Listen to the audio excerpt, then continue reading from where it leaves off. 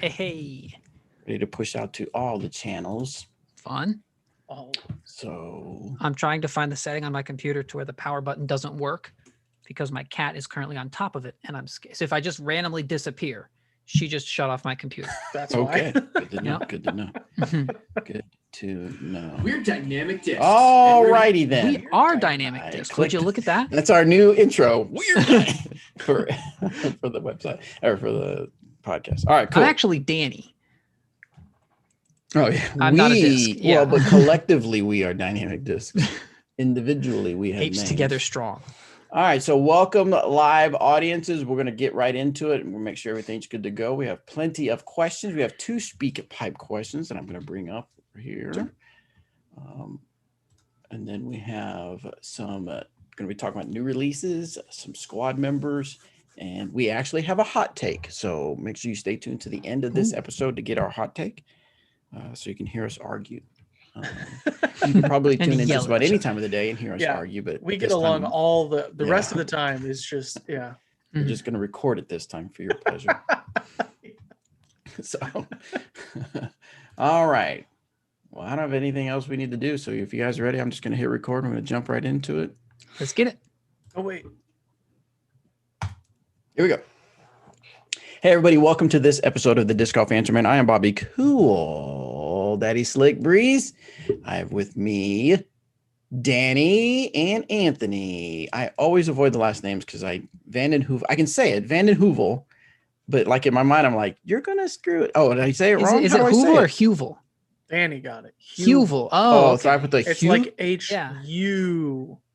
There's a song by Johnny Swim that I heard the background and they say the word you in it, and they had somebody sing with them and they said, he doesn't say you, he says Hugh. And I'm with Hugh. So maybe that's what I need to think about it. That guy could pronounce my last name. Yes. Yeah. There you go. Yeah. I just noticed this time though, the H in Bobby Cool Daddy Slick Breeze. It's Cool Daddy Slick Breeze. I like it. It adds a punch to it for sure. All right, so we are back with the regular Disc Golf Answer Man, just talking nonsense. But we have a lot of questions to answer. We've got some stuff to talk about with Squad, and like I mentioned earlier on YouTube, but now for audio audience, stay tuned for the hot take. We actually have a hot take now. This will be a separate download so that we can we'll edit it and then put a separate download. So, but real quick, let's check in. Did anybody get to play disc golf over the weekend? Anthony No? didn't? Anthony, you not. didn't? I didn't. Wow. I I actually did. got to play disc golf this weekend. Nice. Where'd you play? I played the new ESU course out here. the Oh, little yeah, short that one, one's 9 hole. fun. Yeah. I met up with Scarlett from the store. Oh, she hit her Tony. first ace, didn't she? Yes, I saw it. That It was so it cool. was so freaking awesome. It was, I believe it was an EMAC Truth, she said, right? Yeah, EMAC Nice. Truth. Yeah, I don't it was so nice. It's a good call. A round one. It's a very short course, pretty darn technical for some of Yeah. the trees out there. Yeah. A lot of forehand shots. Of course, for me, a turnover shots, but because I don't have very much of I threw one forehand and I said, done. Nope. Forehand is not happening today. So I threw a lot of bounty, some of my deputy, and a couple vandal shots. So it's good Nice. stuff. Nice. Good It's a stuff. fun Had course good for time. sure. Yeah, it was a fun course. But Danny, I played- do you? Yeah. Yeah, I played a tournament up in Lawrence, just a one-round event. It was the first sanctioned event of the year, and I played mediocre to bad for 11 holes, and then I birdied 6 in a row and parred the last one. So it ended up, Solid. I mean, mediocre, but I mean, it was just a roller coaster of emotions to get there. It's funny. Uh-huh. As soon as I was like, all right, I guess I won't shoot a good round. I just not even worry about it anymore. Then I just birdied everything. I made like an 80-footer and then like a 50-footer and then just parked everything. Nice. Have you considered just not having the bad 11 holes and just That's birding my everything? that's my actually my strategy for the next tournament. Just don't even care the whole time. Yeah, just get there and warm up on 11 holes and then 1080 round incoming. Easy. Nice. All right. Well, before we get to the question, guys, I want to tell you that, and we've been telling you over and over again that the discs are coming. Discs are coming, and they, in fact, are coming for sure. And we actually have new releases coming back. Now, they've Oh, been boy. back for a while, but we actually have a lot of stuff coming in. And just to kind of get the ball rolling, just to let you know, on April 8th, we're going to have the first run Lucid Evaders available online or at a retail store and online. And then, of course, some new hand-eye discs. I'm not sure. There's kind of a sorted disc with some hand-eye stamps on it. And then as a buyback store, oh, wait, I think I read this wrong. This wait. is not a gold stamp, by the way. It is not? It looks gold. It's actually silver. That's But you're going to say it's because it actually looks copper. so gold. No, Yes. it's silver, right? What color is the disc? Red? I'm going to be mad if it's gold. It looked silver in the store. Oh, Ah, crap. Don't tell Eric. Is it gold? No, it's silver. Oh, It's just my light. My light is warm. If I change Okay, the there it looks temperature, silver. There it looks There it is. silver. Oh, like Yeah. silver. yeah. See, okay. All right. And then April 15th retail, we have a Lucid Evader. So it won't be the first run. It'll be just the stock run. The Okay. Classic Blend EMAC Judge. This is also Oh. also not a gold stamp. Eh, That one's actually blue. that's a sick disc. though. Then we have the Prime EMAC Judge, the Fusion Sergeant, and something that I'm super excited about, the Lucid Renegade. Oh, boy. Limited edition stamp. We back. So we get this all the time. People want to know about the Renegade. Well, this is going to be a limited run. Now, I don't know how many what limited means. I'm not sure. I'm not even sure if they're telling anybody how many we ran, but that'll 6. be available April 15th. Now, I believe the buyback stores will get those early on. But if you're looking for retail or online, April 15th is the day you can get a Lucid Renegade LE stamp. Nice. Stands for right. limited edition. Limited. Just like Do on we know what cars. that stamp looks like? It's No. not gold. I know that. It's not gold. All right. Yeah. That's the important part. What if it was like a pile of gold bars or something? I'm sure I've seen it somewhere, but I cannot recollect what it is actually. So, all right, let's jump into the disc golf questions. Remember, guys, as always, you can go to discgolfanswerman.com, submit your disc golf questions. We'll get them on the air and try to answer them, or just make fun of you. Maybe both. It's an option. We don't really know. Either way, I'm entertained. So. That's the important part. That's why we do this whole show, is so that Bobby has a good time. For me. See the guy right there? Oh, wrong. See the guy right there? We want to make that guy happy. Yeah. All right. The first one comes from Jake. What disc do I need? So my last question was a little vague. I don't remember your other question, so we'll just go with it, Jake. I throw an Opto Sapphire, a Glow, and a Fusion Escape all around 310 feet. I'm looking for a little more distance, but also a disc I can release flat, but can get it to fade right for a backhand shot. Please help. And a Sapphire's not doing that for him? Apparently not. How is a Sapphire flying, I wonder? Did he say he wants it to fade to the right? A disc I can release flat, but get it to fade to the right for a backhand shot. I would guess your best bet would be then like a Renegade or maybe Captain if you want to go that fast. But yeah, the Sapphire's a good one too. Maybe just work on actually hitting it flat.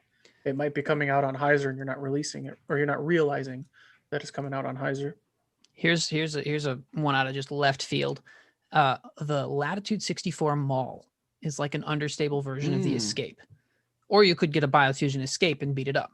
There's plenty of options there for that like 9-speed understable roll. You go a Fury, you go a Hatchet. That's a good one. Hatchet was a good one. Yeah. Yeah.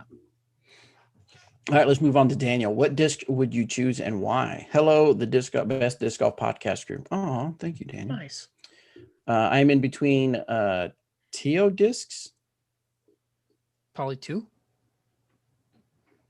How did you Probably 2 discs and would like your opinion. Yes. There we go. All right. I'm thinking, is that a new brand that I have not heard of? Disc number 1, the number is 8402. Disc number 2, the number is 7502. And Daniel, you've already lost me. I'm not sure what these numbers are representing. All right. I'm kidding. I think this Yes, is I know PG. numbers mean. Oh, though he says yes, I know numbers mean nothing, but still. I love the feel of Booth. I think he means both.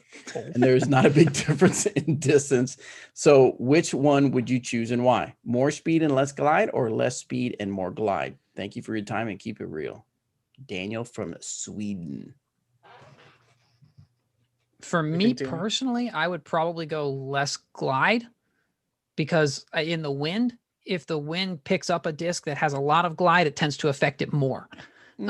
If I played in the woods, though, I would probably go with less speed, more glide, because usually a slower disc is going to carry straighter, and then the distance is going to be the same with the more glide. So it's kind of whether you use it for like placement shots in the open or trying to hit lines in the woods. Yeah. For my throw speed, I would almost say just leaning toward the less speed, more glide. Now, obviously not, like you said, not in super windy days because of the effect, but overall, I think less speed. Of course, speed 7 and 8, I can get them up to speed. Yeah. Probably so. Yeah, I think for me, it's going to come down to the feel. Those two discs sound like they're very similar, so whichever one I like the feel of better. I prefer flatter discs, so if one has a big dome and the other doesn't, I'll probably just take that one. Gotcha. Well, according to him, as far as the feel, he likes them Booth. So, well, sure, but which one do you like, Booter? Booter. We're just having some fun, guys. Not making fun of you. All right, this one's from Wally, and this is on canceled tournaments. I think this is more of like an opinion. Well, no, this is more like customer service for disc golf. All right. So last year, after the pandemic started, a very large local tournament was postponed. After taking a couple of months to try and reschedule, the TD had to wind up canceling the tournament. He said that there would be no refunds given since he had already purchased all the player packs, which is understandable. However, it has been almost a year since the original date of the tournament, and there are hundreds of people that have still not received their player pack, and vendors and hole sponsors that were not given a refund. Those that have received a pack said that what they got was not what was promised when they signed up, and was nowhere near the value of the entry fee. The TD has gone AWOL and will not respond to any questions or concerns. Basically wants to know, is there any way for people, is there any recourse for stuff like that? I mean, you can report the TD on the PDGA, and just then he won't be able to run tournaments again.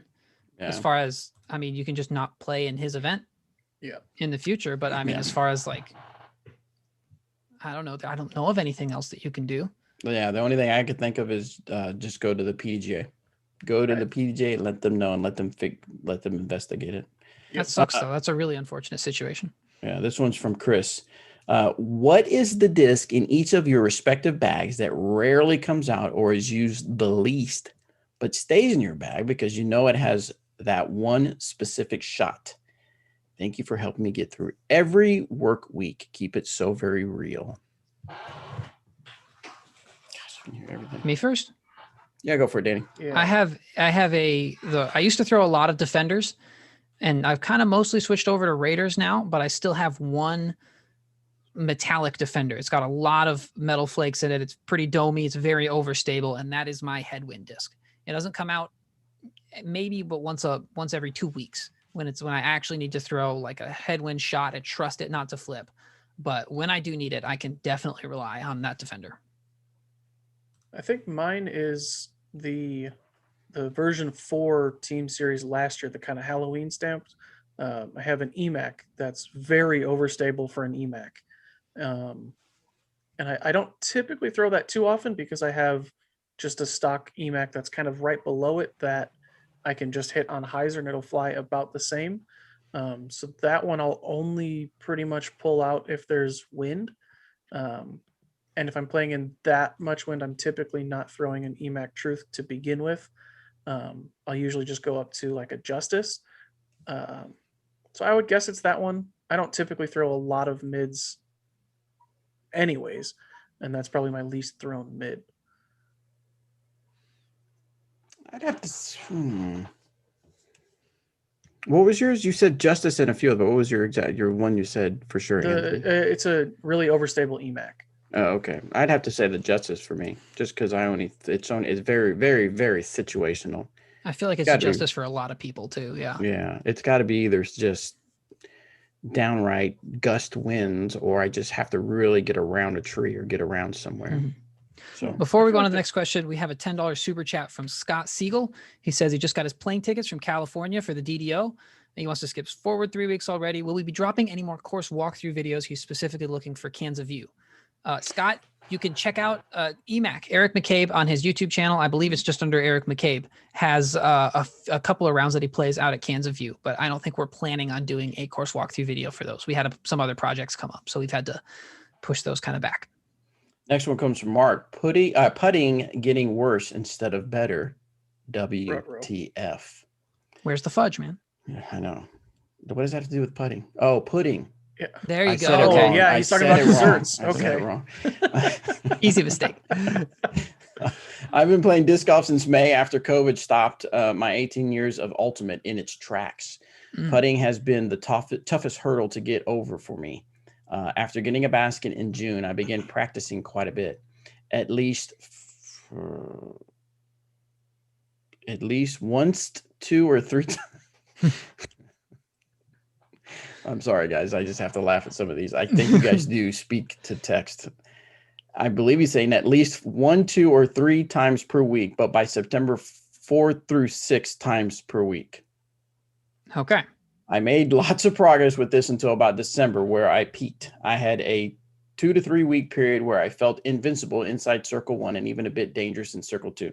I can't say for certain what changed, if anything. I did have changes in my putt through December. Grip switched from challengers to bergs, but the drop off occurred slowly over January and was not acute with any changes. I tried switching back to challengers, going from stagger stance spoosh to straddle spoosh, lots of hyzer angle, flat, different practice routines, 2-a-day practice routines. Nothing seems to be helping, and I'm remaining about 50% from 25 feet plus, and my confidence continues to go down. What do you guys think? It sounds like a mental thing. Sounds like just losing confidence in what you're doing and just scrambling, trying to find something. Right. My best tip for putting is there's like a correct form for backhand for the most part. There's going to be a little bit of variance from person to person just on their personal style, but for the most part, there's a correct form. I don't think there's a correct form for putting. I think however you throw the disc, you should build your routine around that and make that as consistent as possible. So you don't have to worry about how much your wrist extends, how much your fingers extend, things like that. What do you think, Anthony? Yeah, it sounds like he's just changing too much, like trying something and I missed, so I have to try something new and try that. And there's no routine, there's no consistency, there's no muscle memory or anything. Yeah, like Danny said, find what's comfortable for you and then just kind of tweak that. You can make little tunes here or there, but you don't have to completely change your stance or your grip or the disc because you're 50% from 25 feet. For most players, that's pretty good. If you look at a tournament, the UDisc stats, a lot of players are in like the top players are in the 90s and then kind of 80s and 70s. So if you're hitting 50%, like that's not that bad. Yeah, just stick with what's comfortable. Just think less. Right. Next one, it comes from Richard. This is on disc golf shoes. My regular tennis shoes blow out on the sides over time. Are there any disc golf specific shoes? If not, what are the best shoes to buy and where can I buy them? I'd rather buy in brick and mortar store where I can try them on as opposed to buying online. I would say you're going to get as many people as you ask, as many different answers. You're going to be a few brands that a lot of people really like, the Merrill brands, the Solomon brands, and I'm sure a few other trail running or trail type shoes or hike type shoes you're going to find seem to hold up a little bit better, but it really depends on your wear and tear as well. Cause you could have, like I have the Adidas Terex, which Adidas was at one time they had a partnership with Paul Macbeth and a few other players. So that seemed to be a shoe that a lot of people got. And it is a comfortable shoe. I like it for walking around the course. But if you get someone that plays it every weekend and plays on concrete tee pads, they're going to wear them out just faster than any other shoe they have, just because you're scraping those shoes against that concrete, and that's naturally going to wear. And then it is kind of based on your form and your style. Are you a toe dragger? If you're a toe dragger, you're going to be dragging it against concrete and it's going to wear it out. And so, I don't know if you guys, Anthony, do you have any specific shoe brands that you're like, man, that's just the one I really like? My favorite pair of shoes that I ever had were Solomon's, but I have Adidas right now. I think the last 2 pairs of shoes I've used were Adidas. Those are kind of the 2 that I'll look at. But I mean, I've used Keens before and they've been fine. I've used, like you said, they're pretty much any sort of trail running, outdoor running style shoe is going to be the best, but rubber is going to lose in a fight against concrete every time. So no matter what, your shoes are going to wear down faster than normal. The main brand that I look for is the on sale. I just try to find whatever's because it's a losing battle anyway. They're not going to last more than a season usually. So The one thing that I do see a lot of people, newer players, kind of jump towards as their first thing is like, my tennis shoes wore out, I'll get some big hiking boots and just play in those. Those will never wear out. But the problem is that big shoes tend to weigh you down and they prevent you from being as nimble and as springy as you need to be on your toes. So I would just stay away from those. That's why, like Bobby said, trail running shoes are a great choice. Yeah, you definitely want to be able to frolic through the disc golf Frolic, courses. yes. So, That's a word I would use to describe it. That's what Eric Oakley does. Got it. Yes, he frolics. But yeah, the shoes is a big topic because you wear it out. But if you remember back in the days of high school sports and stuff like that, your shoes wore out because you're constantly using them. So yeah. All right, let's move on to Josh. Help pulling straight. Howdy. I try to do field work once a week. Recently, I started filming a few throws in slow-mo. Up to about 70% power, my throw is smooth. When I try to throw a bit harder, I noticed a habit of tilting the outside of the disc up as it starts to move forward. This results in some over-axis torque, right? Torque, right? Off-axis torque. Off-axis torque, yeah. Sorry, off-axis. And nose up, especially on drivers. This is for flat shots. I'm willing to put in the work to fix this, but am stuck. Any advice? What do you got, Danny?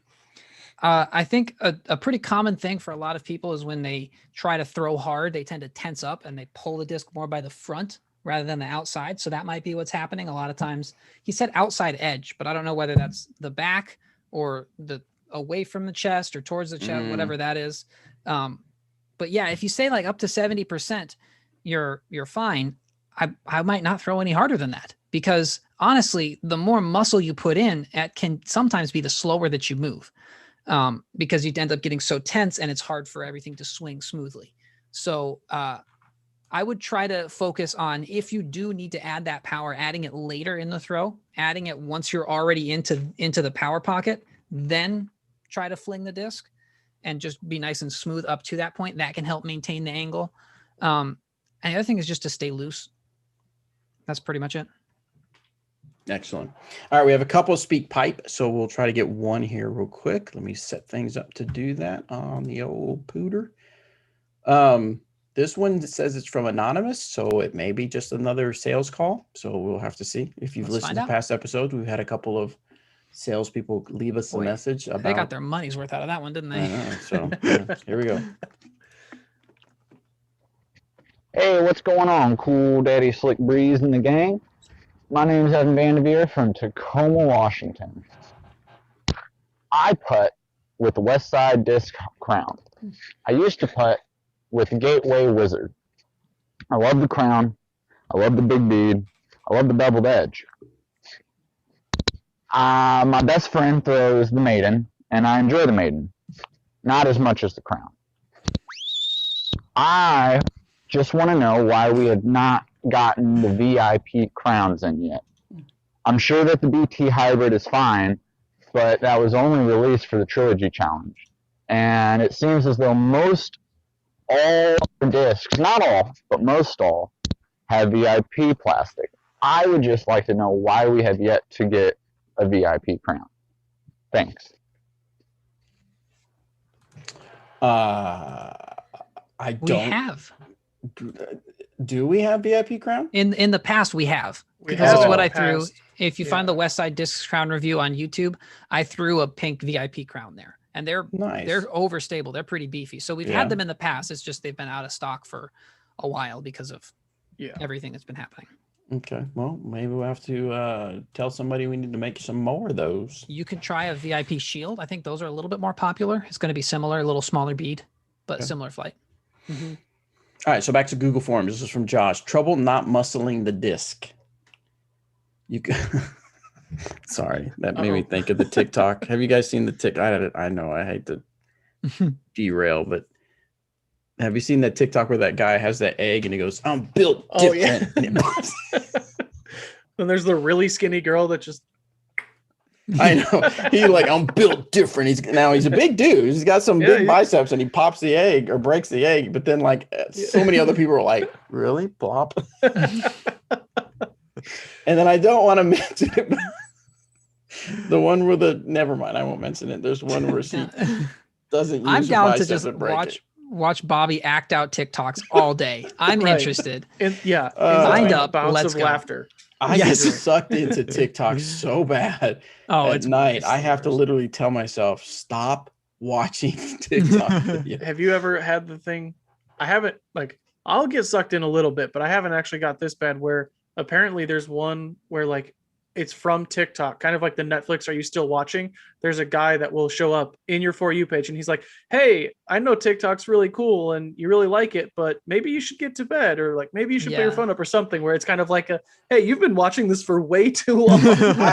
Okay, maybe I don't feel so bad. I have You not haven't got that hit one that yet? wall yet. There's two of them. There's one where it's like a pop sound, and he's like, hold on, you've been watching for way too long. And then the other one's this guy who's like smiling, like, I know it's easy to keep scrolling, but maybe you should take a break. Okay. But yeah, I definitely don't get them often or anything. No. it's fine. Right. You've I just don't heard get about them 'em? nightly. I Okay. never get them nightly. All right, cool. All right, so back to Josh. Still, man, I'm built different. Okay. All right. Josh says he enjoys a podcast, especially when you talk about TikTok. No, he doesn't say that. And have an all trilogy bag. I'm 36 years old and have been lifting weights for over 20. Maybe it's the guy. It's the guy in the TikTok video. It's got it. There's only one guy that lifts Just weights. crushes Right. a disc. in his Probably bicep. him. Yeah. Yeah. Sorry. Okay. Anyway, he's been lifting weight for over 20 years.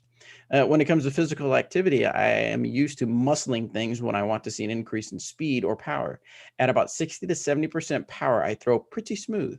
When I want to throw a bit harder, my default is to muscle up. I know this is not the way to increase power for disc golf. Any drills to help me reteach my body to not muscle a disc? I think Interesting. you just eat would've potato been- chips and sit on the couch. yeah, yeah. that's an option. There's Well, a lot Josh- of YouTube videos on that. You just- Yeah. Well, Josh, I can relate to being really strong and muscular.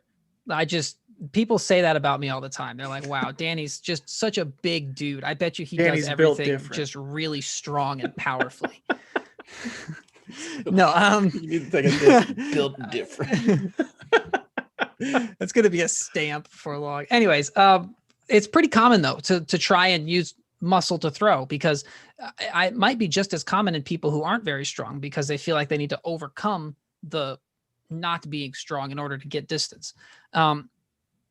I don't know of any specific drill. I would caution against doing things like the towel snap drill, because it's really easy to just snap a towel really, really hard and it feels like it's powerful. So you just keep doing that.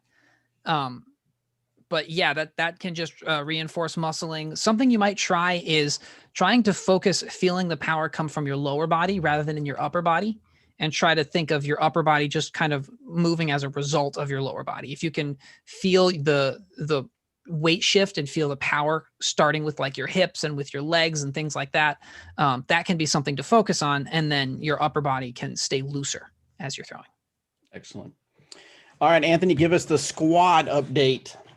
All right. So this week, the squad member that I wanted to shout out is James Colvin.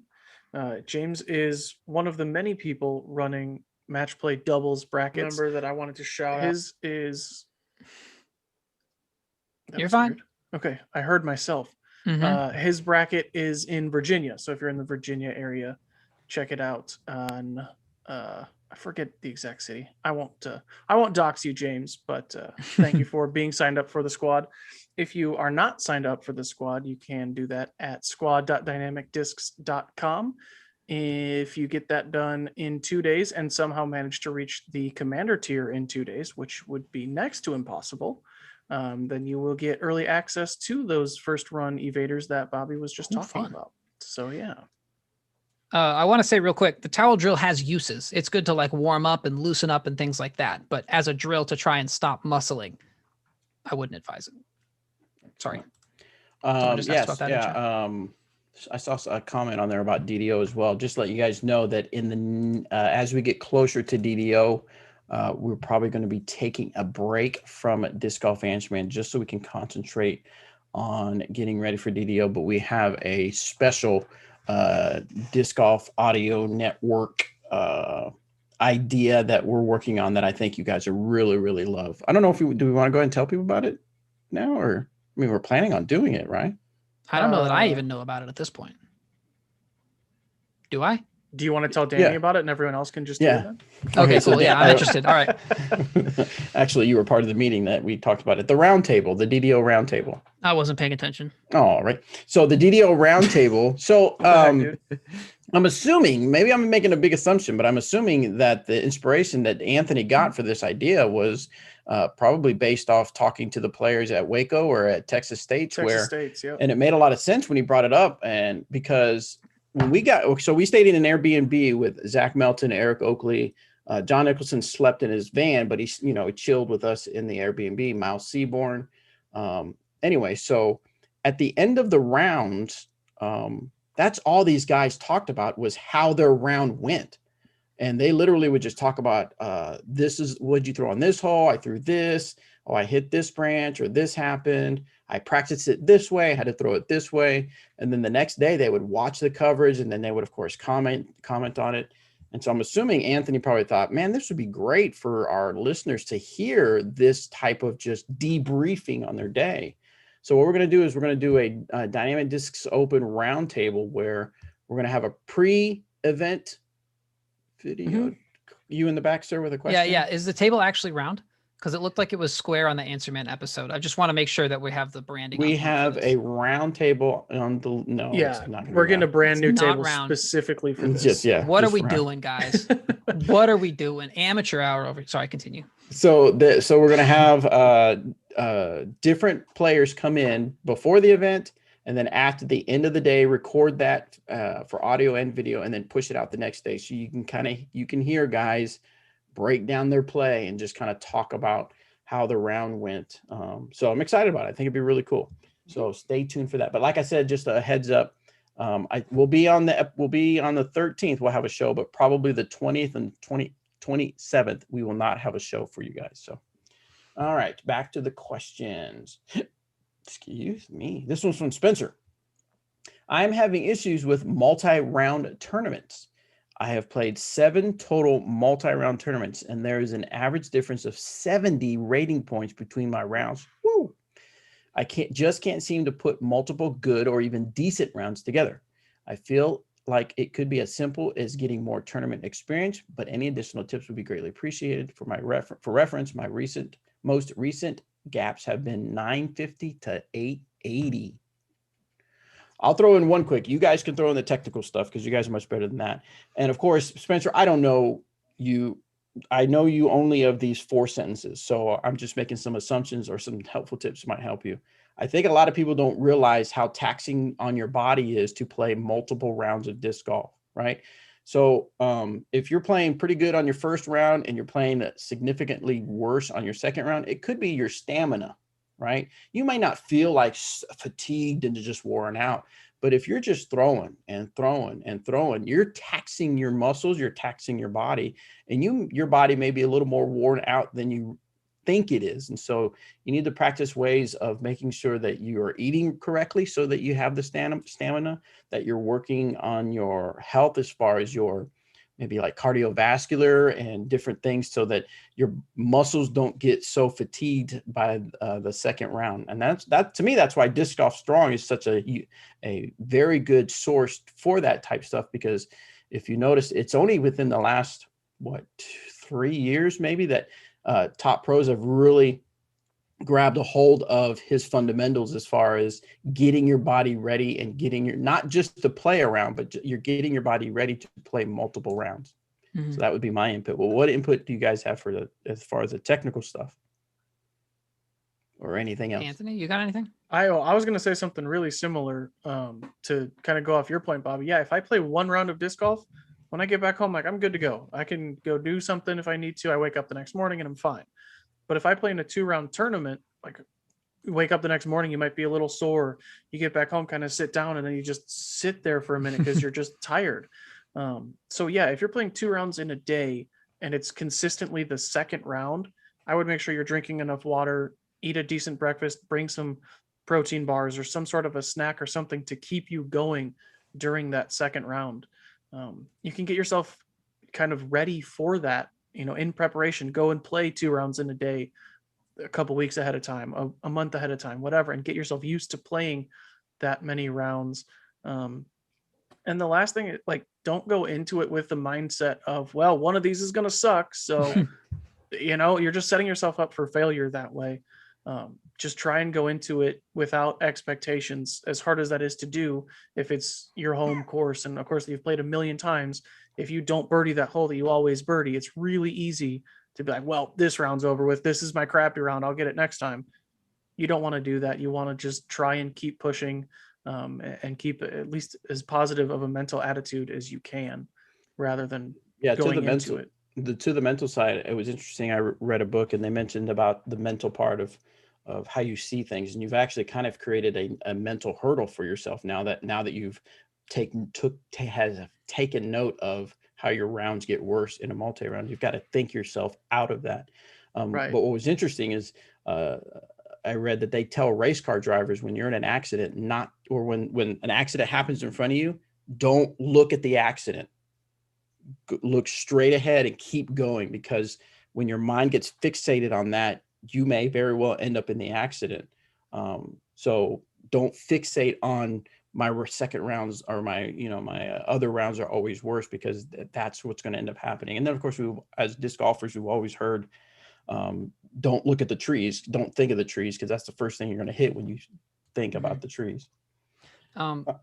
Something I wanted to add. I can kind of relate. I usually play bad in the morning and then better in the afternoon, because I am not a morning person, and waking up early and then going to play disc golf is not my favorite thing to do, but I'd still do it for a tournament. I'd bring in a snack, bringing lots of water is really good. Biggest pro tip. Okay. This is something you're not going to hear, but like the inner circles of like seriously dedicated disc golfers, they will tell you this. You won't hear it anywhere else. Exclusive, not really, besides those circles. Change your socks in between rounds. I don't know what it is. Changing your socks makes a huge difference. Makes you just feel like a whole brand new day. Adds like a bunch of energy. That's it. Yeah, taking your disc golf shoes off after a round, even if it's just for that like hour window in between, clutch. Right. Yeah. Because your shoes your feet are, everything's constricted. That's why at the end of the day, when you take, it's always like, it feels so, because your feet is able to expand and just kind of relax. But that's a fantastic tip, Danny, because even in the Marine Corps, they told us to do that too, not to play disc golf, but take your shoes off while you eat lunch. Right. To change your socks. Change your socks. Okay. So it's disc golf, answer man, inner circles, and the Marine Corps. That's the only places that you. Yep. A lot of overlap there. Yep. And as Tanner mentions on the chat, and your underwear. Yep. That's actually even inner circles. That's a good one too. That's like two dudes in the inner circle. If your first round, you definitely poop your pants. You definitely want to change. Yeah, it's advisable to change your shorts if you. Most people bring a different kind of backup in their disc golf bag, but that's okay. Like, there's so many. We could go down so many bad rabbit holes here. Okay, so the next one is from Hackett. Do you ever find that the stiffness of the flight plate is important to your forehand?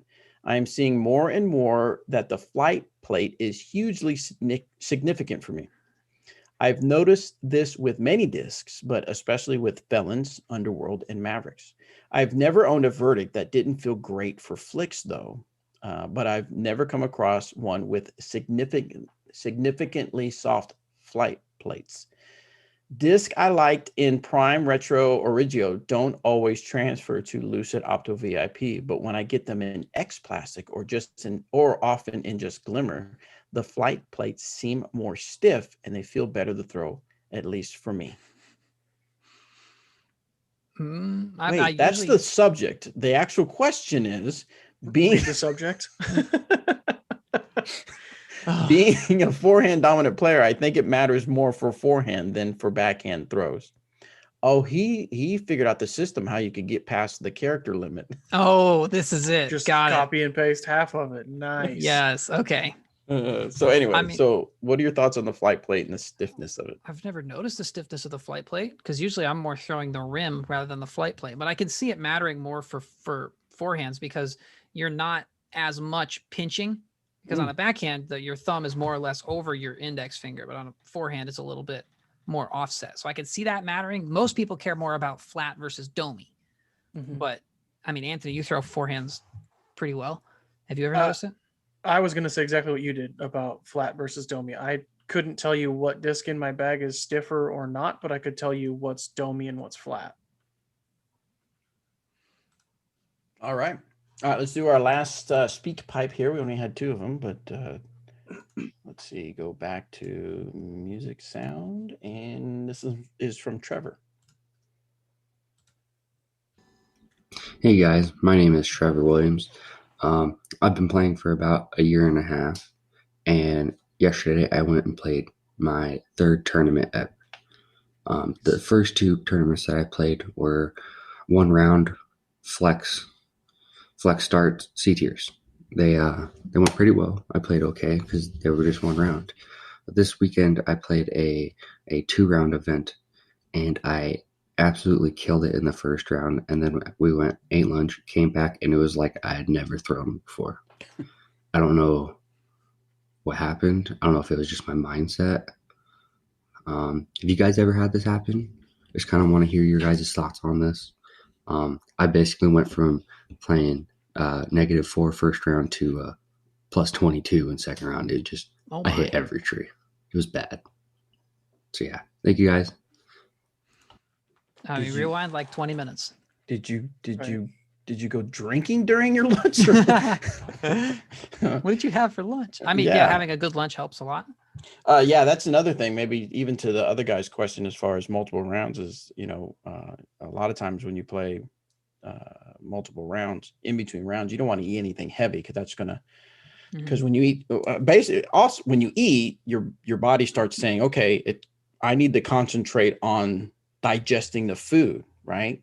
So if you eat something heavy, then it's got to work hard. I mean, your body is working to digest that food, and so it's going to. I mean, if you think about it, it's going to allocate resources to take care of that because that's for survival. You throwing a disc is not for survival, but for your body to survive, it needs to digest and go through that food and get the nutrients from it. And so that's going to cause you to it could cause you in a sense to, on a mental side, because your body's not worried about how to give power to your throws, but how to digest that food. So that's definitely something that can affect you. What's your ideal between rounds meal, Bobby, for lunch? A large, thick crust pepperoni pizza. Yeah, I was thinking ribs and just a lot of them. Yeah.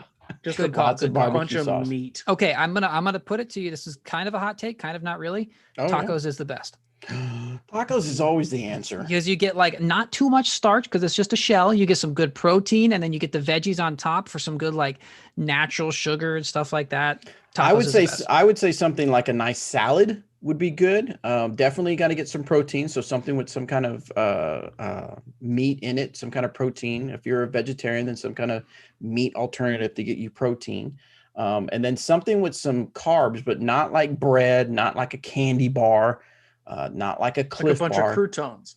Yes, just loaded up with croutons. Yeah, like a sweet potato or an avocado, or surprisingly, even broccoli has nice carbs in it. But something that has carbs in it to give you the energy you need. But if you have that processed foods like breads and stuff like that, that's going to be fast carbs, where it's going to like be carbs for you, but then it's going to be gone after a while because your body's going to burn that up real fast because it's going to burn that glucose up really fast.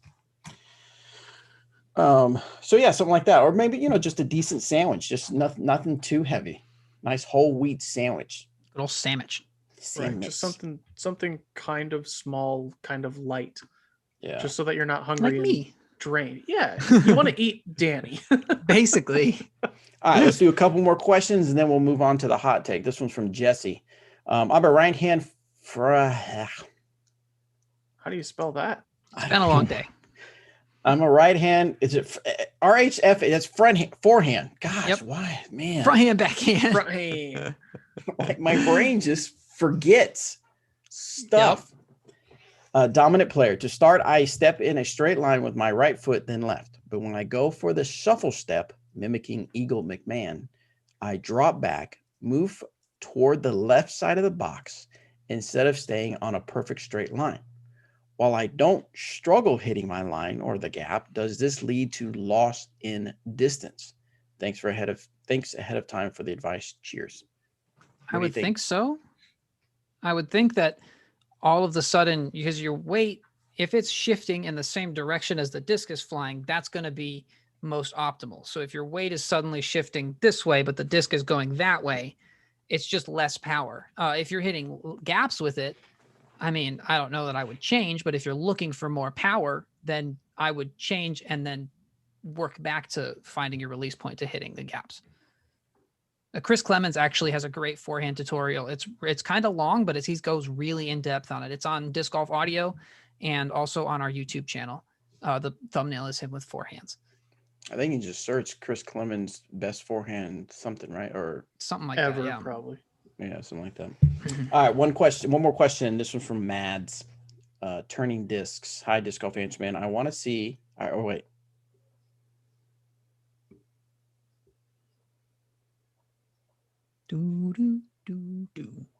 Okay, He wants to see. Just open your eyes, bud. Well, you know, I'm not trying to pick on you, but I'm having to do a lot of interpreting here. It's middle grade essay level grammar sometimes.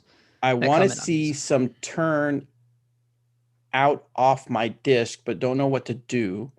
I have a beat-in bio getaway, but it just will not turn. Please help. Nose down.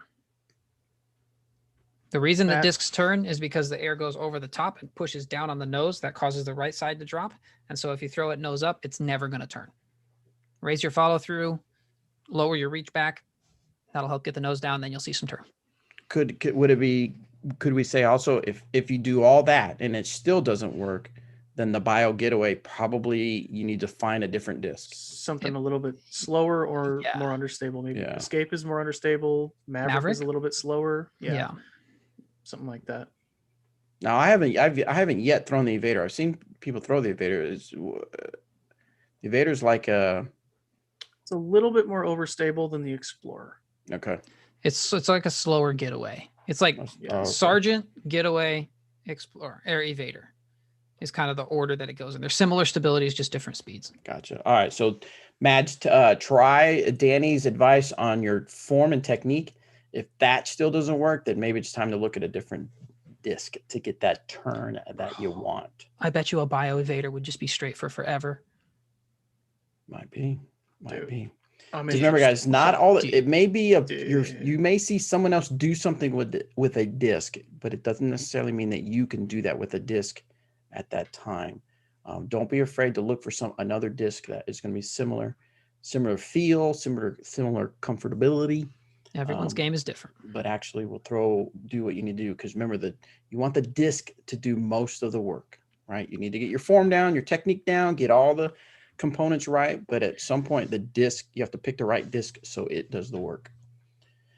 All right, so that's it for the Disc Golf Answer Man. Answering questions. We appreciate you guys tuning in so much. Keep sending those questions. Keep sending those speak pipe questions. If you guys want to know about our new releases, join our newsletter. You can go to our website, dynamicdiscs.com. Go to the bottom, which is a place to sign up for the newsletter, and you'll get notified about all the new releases.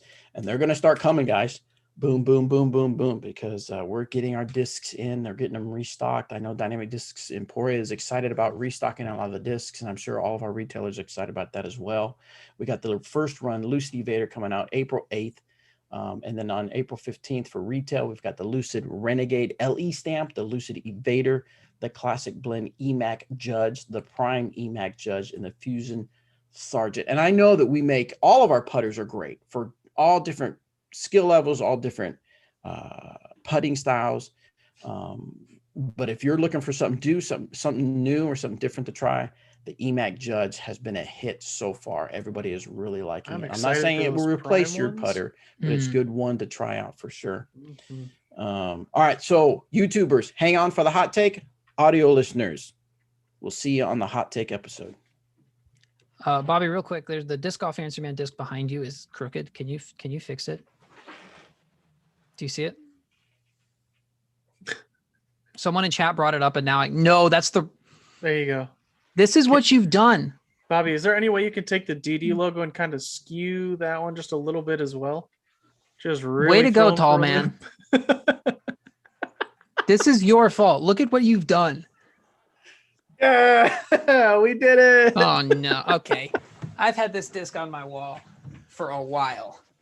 See this? Nice.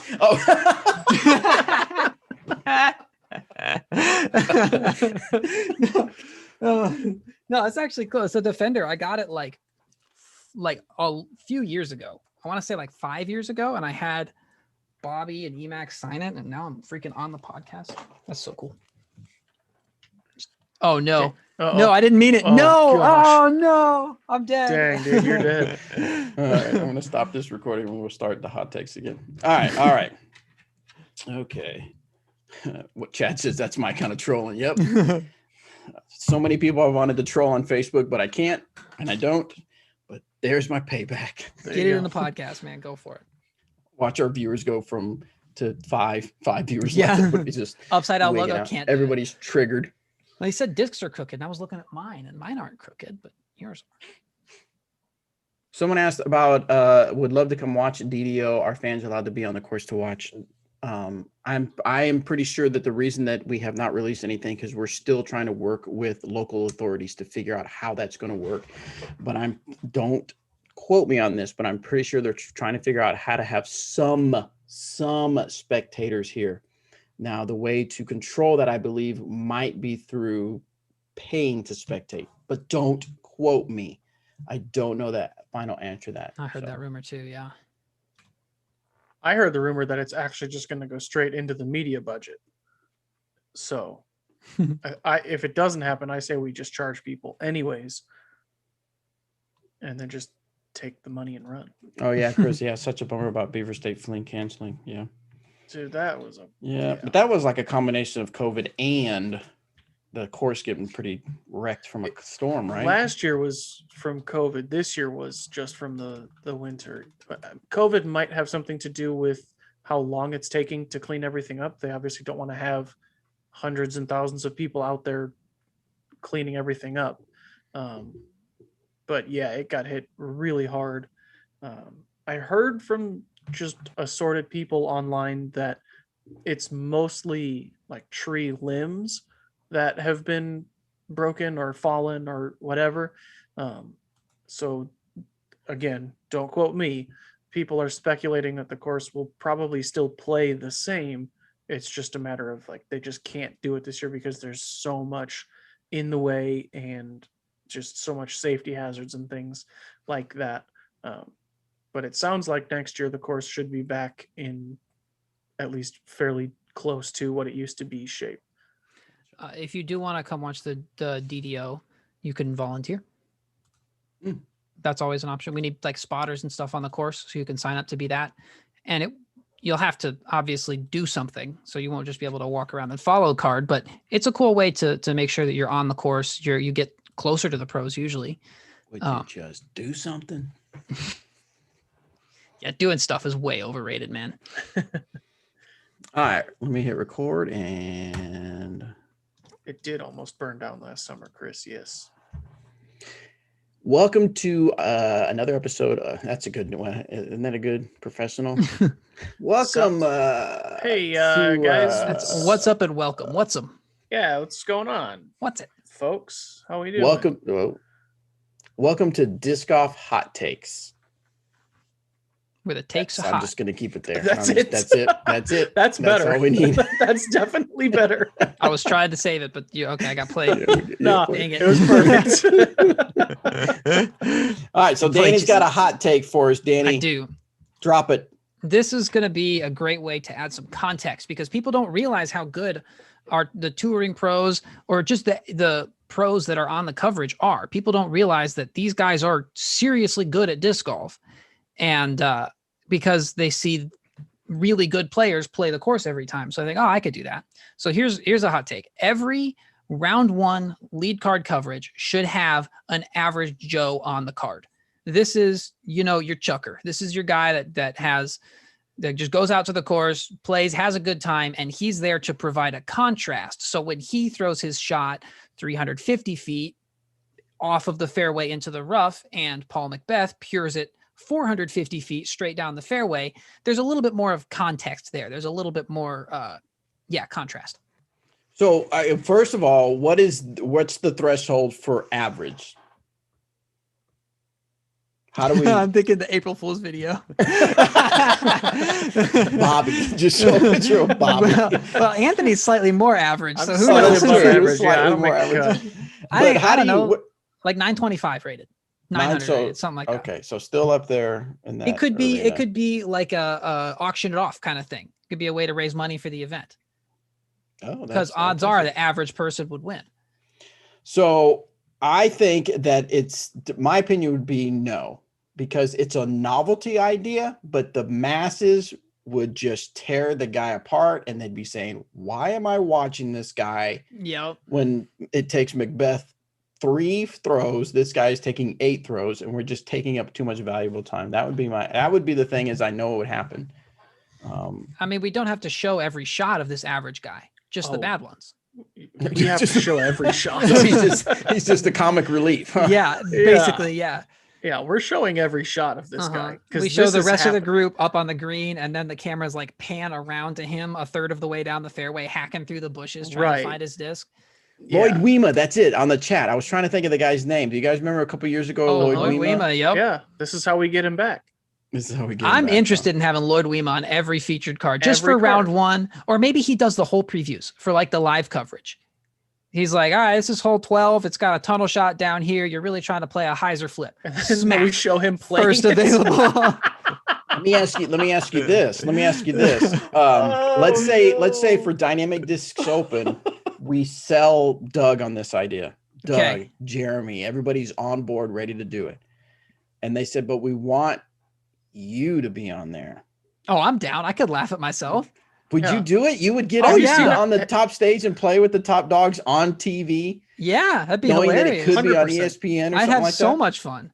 Absolutely. Oh, that'll be my favorite round I'll ever play. Oh yeah.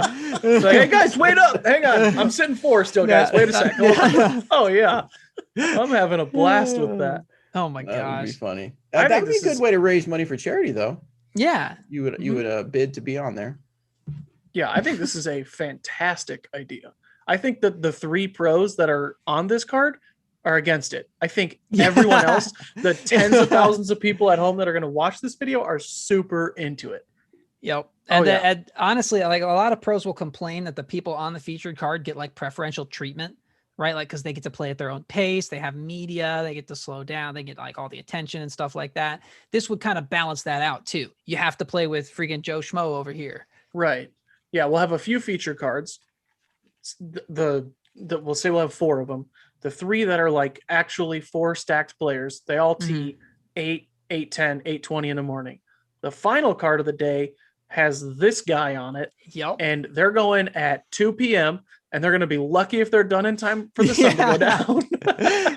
Just imagine the commentary lining up a forehand roller on hole 12 here. Pretty interesting choice given it's uphill and rocky, but he says it worked that one time, so he's going for it. Has anybody ever done I know this is sort of on the topic, but not on the topic. But when you brought up the whole time difference of when they tee off and who plays on what card, has anybody done anything? Have you read anything where to statistically see, or any real number data that shows that the people that tee off super early are at a disadvantage over the featured cards that tee off at regular time? They complain about it all the time. No. They complain about it. But is there actual numbers to show, or some kind of data that says you are in fact right, because it shows that people that start early in the morning only move up a certain amount of car, or they don't ever move up to top cars or something like that? I mean, I think so. I would guess it's similar to like what Danny was talking about earlier, where it's like you're just not fully awake. Your body's not had that time to kind of naturally get going. So before like 4 p.m. for me. Yeah. That would be interesting though, because I've heard a lot of people talk about that. And I hear the argument of like the people that play with better players get better scores because they're playing with those better players. Right. But that typically doesn't happen until rounds 2, 3, and 4, whatever. Right. I know what I think. I mean, I know I have my opinions. I'm just curious if there's data to back it up that says that the people that tee off at 7, 8 o'clock in the morning, let's say over a disc golf season, you could actually point to data that shows that in fact that is a tremendous disadvantage. I know mentally it can be. I know we can feel like it can be based on what Danny said as far as your body not being warmed up and things like that. But, you know, could we prove and show that the people that have started early in the morning have actually had really good finishes over the course of the season? I think that'd be interesting. Think about, if you watch UDisc like throughout the course of the event, the top score is almost always getting replaced. It's very rare that, like, even sometimes when like Paul Macbeth or Eagle or someone like that tees off at like 9 or 10 or something like that, it's very rarely that they shoot the absolute hot round. Sure. I don't know that that's ever happened. I'd They're be almost interesting to always know on that second stat. card. It's No, always, I mean, I've known it because I've kind of paid attention, very, you know, not and super intentionally, but just a little bit of intention because I do hear that complaint a lot. And I have noticed that, and I'm not going to mention any names, but people that have started early in the morning will end up like top 10 the next day. yeah, but Now, that's that as good could be as they ever do. anecdotal, right? But that could be anecdotal. I don't have any hard evidence that shows either hypothesis as far as it does affect or doesn't affect your overall standing. In So Jonesboro a few years ago, I played. Don't go check PDGA. It's not pretty. But when I teed off in the morning, I was one of the first cards out, if that tells you anything about how I played. It was literally snowing. There was snow on the ground. It was actively falling down. It was snowing. And James Conrad teed off in shorts and a t-shirt on lead card. And that's just not fair. Right. The same could be said the opposite way. Like around here, it's typically less windy in the mornings. Yeah. Where, like, I remember there was a C tier out at Olpe at, I want to say like GBO 2017 or something. And Drew Gibson went out there like at 6 a.m, shot some 10 down or something because the afternoon was going to be 40-mile-an-hour winds. Yeah. And he won by 1,000,000 because he went out there and he played early in the morning because he looked and saw, okay, the wind is going to be picking up, you know, by the time I finish, if I tee off as soon as possible. So I think that's a little bit of a give and take. It's one of those things where, like, what happens if you teed off in good weather and James Conrad had to play in a thunderstorm that rolled through? He would still beat me, just so we're clear. Well, sure. Yeah. and have prettier hair. I mean, that's doing okay. I feel like we could do this with, like, if we just, you can't take the FPO field as a whole, but if we look at FPO players from like 2 or 3 plus years ago versus the last 2 or 3 years when they switched to tee, because they used to tee before the men and now they tee after. If we could compare and contrast scores, I think this is the second year, and with last year being what it was, it might not be quite big enough sample size. Yeah. Right. I wonder if UDisc has done this. They probably can. Yeah. It would be the interesting. ones that would be able to, for sure. All right, so that's our hot take. So I think it's a novelty idea to have an average player on the top cards with the top players, but I think overall it would not be a good thing. It would not Danny be and Anthony say it would be a good thing, and they were ready to sign up. Here, yep, oh, absolutely. I'm the first person putting my name on that list. For comedic value, it would be 100%. Yeah, he has to wear like a thing on his shirt, like the student driver. You know, people have that. They have to have like the average Joe just has to say like average Joe or somewhere like on a hat or something. There was just that to guy warn everybody. Yeah, the guy at Belton that had the like your sponsor logo here. Yeah. I'll have one where it just says like no talent here. Yeah. I'm thinking of those golf pants that kind of flare out and then get really turned into. You want me to wear some bell bottoms? Jeans? I got it. Yeah, no, they like flare out. Oh and yeah, they turn skinny jeans. Oh my god. Red with kind of red with maybe some black dots on it or something like that. Anyway. Breeches? I feel like those are called breeches. I don't know. I have no idea. I'll bust out some old Jinko jeans. There you go. All right. Thanks for tuning in, guys. We appreciate it. We'll see you on the next episode. Bye.